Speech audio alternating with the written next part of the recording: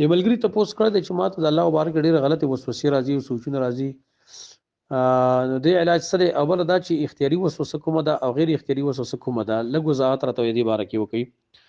جواب دا دی چې څوک کوئی څه نوی دین طرف ته راشي که نه او دینداري شروع کړي نو هغه ته دا وسوسې ډېر راځي، د الله مبارک راځي ورته، د رسول مبارک راځي، د دین په باره کې راځي او دا د شیطان نه طرف نه وي او دا د ایمان علامه ده.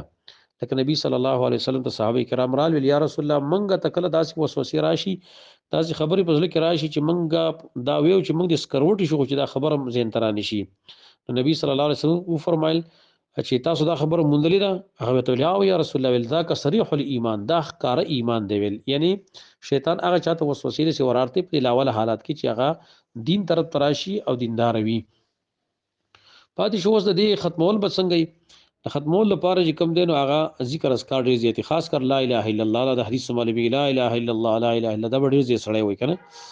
بل اختیاري وسوسه هغه دې ته ویل کی چې ته په خپل باندې سوچ کې او په خپل سوچ او فکر باندې ځان ته وسوسه راولي، د اختیاري دي.